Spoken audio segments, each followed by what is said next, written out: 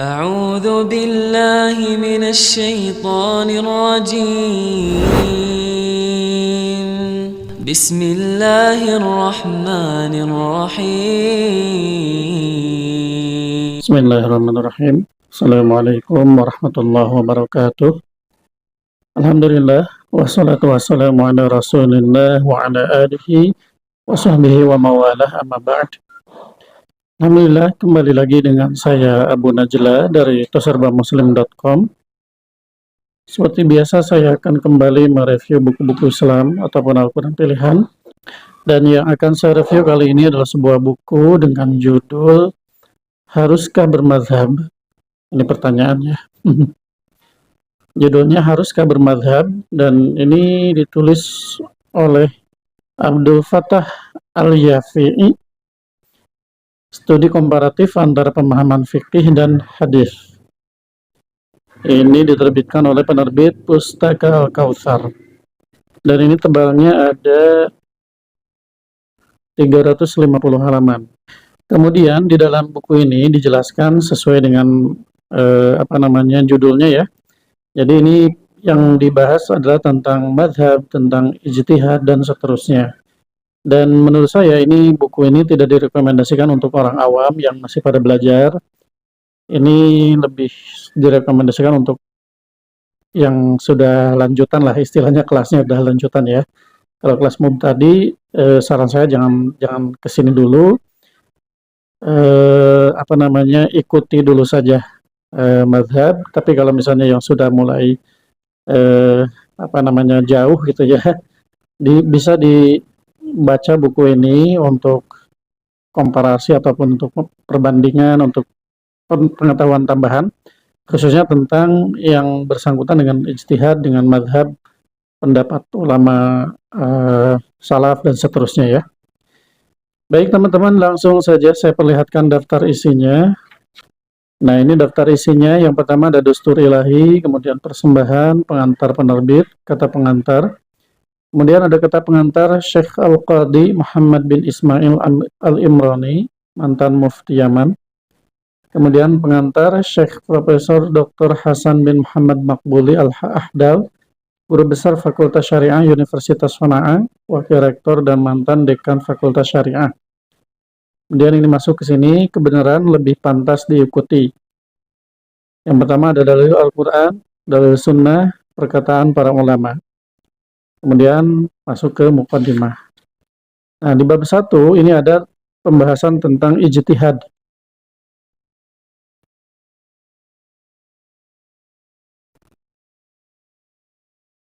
Nah, ini ada pembahasan tentang ijtihad ya.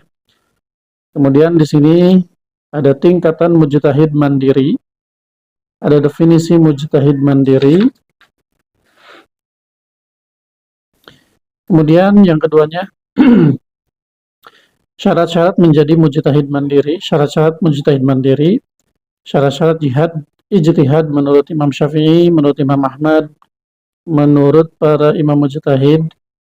Kemudian syarat yang ditetapkan para imam usul, syarat adil, syarat-syarat yang diperselisihkan, porsi yang diminta dari syarat-syarat tersebut.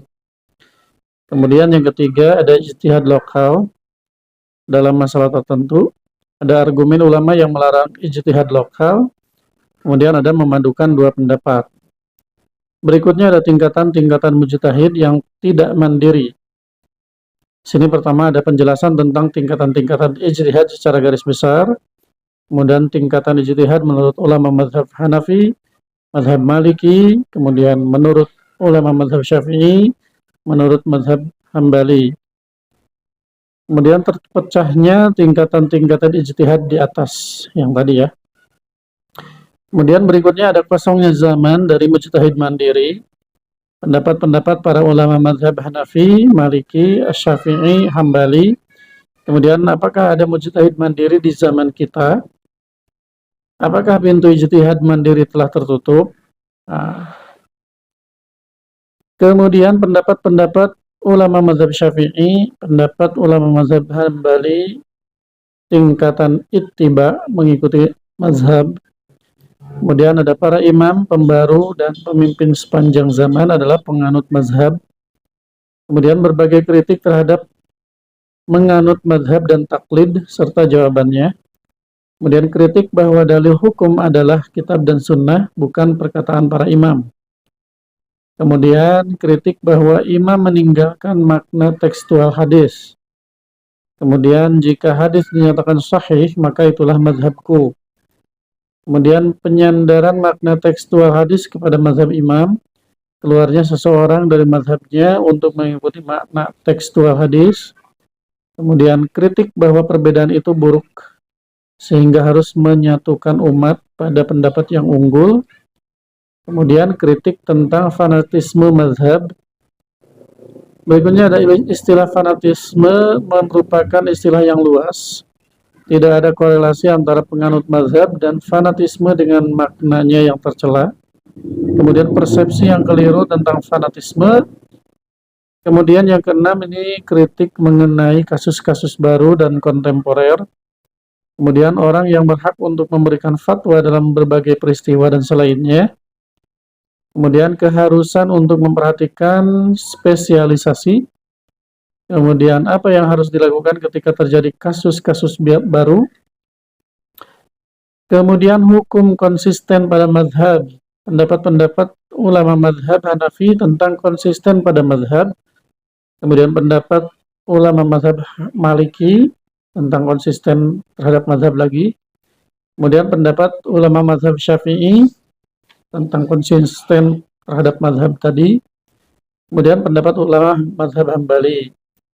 Berikutnya meneliti mazhab yang paling unggul, keluarnya seseorang dari mazhabnya. Nah ini ya.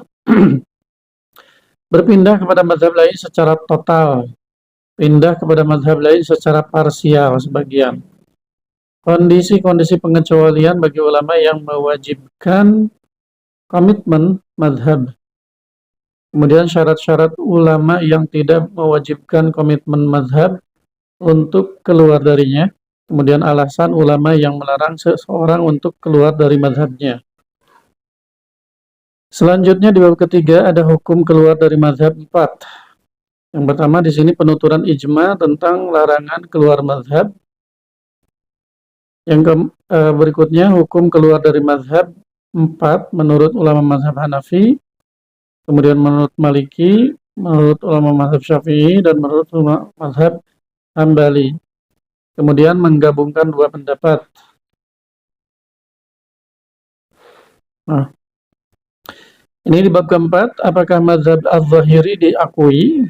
Nah, jadi sebetulnya mazhab itu dulu banyak ya, cuman yang bertahan sampai sekarang itu ada 4 mazhab yang diakui. Nah, di sini ada apakah mazhab Az-Zahiri diakui? Pendapat ulama mazhab Hanafi, Maliki, Syafi'i, kemudian Hambali. Sini pendapat-pendapat mereka ya. Kemudian sebab-sebab tidak diakuinya mazhab Az-Zahiri. Kemudian pendapat-pendapat ulama yang tidak berafiliasi kepada mazhab 4.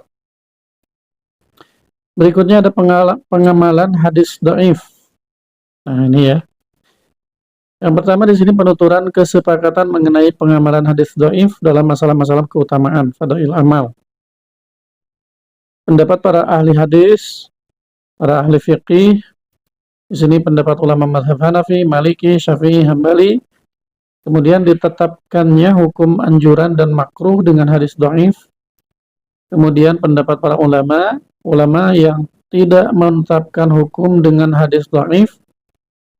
Kemudian contoh-contoh ditetapkannya hukum anjuran dan makruh dengan hadis dhaif menurut fuqaha. Masalah pertama, contoh-contoh dari mazhab Hanafi. Pengamalan hadis dhaif manakala tidak ditemukan hadis lain dalam suatu bab atau ketika hadis tersebut diterima umat dengan baik. Kemudian syarat-syarat pengamalan hadis dhaif, ruang-ruang pengamalan hadis dhaif. Berikutnya di bab ke-6.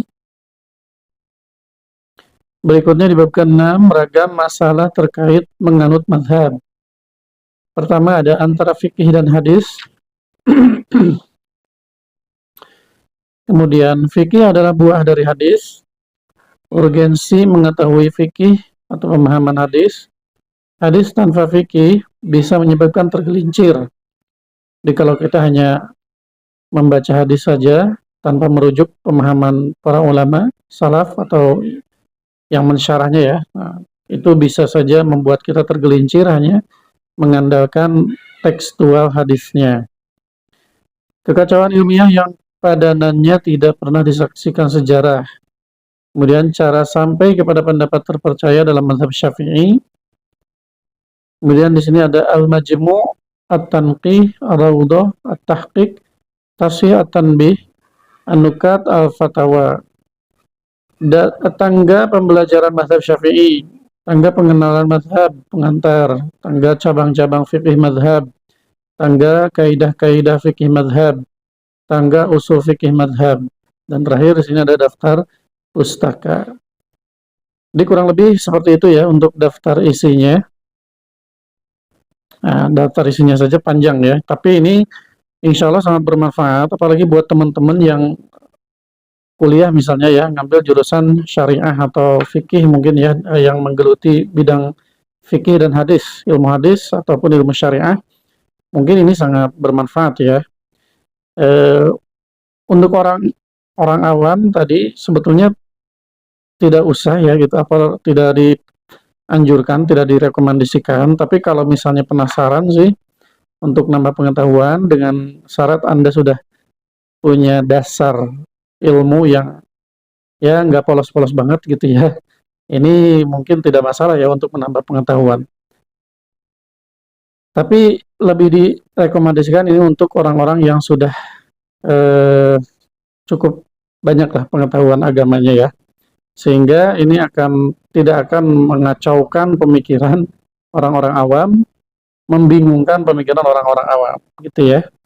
Nah, ini mungkin untuk para ustadz ini sangat recommended ya, supaya kita bisa melihat berbagai pendapat dari pendapat yang lain, supaya tidak fanatisme yang berlebihan terhadap satu mazhab, sehingga menyalahkan pendapat dari mazhab yang lain, sehingga kita juga bisa menghormati perbedaan-perbedaan, khususnya fikih, karena fikih itu kan luas ya. Tentang fikih ini banyak pendapat sekali, baik dari hadis-hadis gitu ya, semacam tentang membatalkan wudhu dan seterusnya, itu banyak sekali hadis-hadis dan sahabat yang mengamalkan yang mana gitu ya. Sehingga kita bisa menghormati pilihan-pilihan orang ketika memilih pendapat mana yang mereka yakini kesahihannya. Kurang lebih seperti itu ya teman-teman. Ini bukunya, sekali lagi saya rekomendasikan buat teman-teman yang ingin lebih mendalami tentang fikih atau sejarah yang tentang ijtihad gitu ya. Karena kadang-kadang banyak orang yang terlalu berani untuk berijtihad, sementara ijtihad itu sendiri bukan hal yang mudah ya. Itu hanya khusus untuk orang-orang yang memang alim, memang ilmunya yang sudah banyak. Kadang kita yang ilmunya masih sedikit, kadang-kadang ada yang berani berfatwa demikian dan demikian. Untuk kita yang masih awam, ya mungkin kita tinggal ikut saja kepada para ulama yang mutabar, pada ulama yang kita akui kebenarannya, keteguhannya di dalam kebenaran gitu ya, kebeningannya dalam berpikir, hatinya dan seterusnya. Kita ikuti saja sama mereka gitu ya. Adapun untuk tentang ijtihad dan lain-lain kita serahkan saja kepada para ahlinya saja. Mungkin demikian teman-teman. Bagi teman-teman yang tertarik untuk memiliki buku ini, silakan teman-teman order melalui WhatsApp di 087 870 173 490. Terima kasih. Assalamualaikum warahmatullahi wabarakatuh.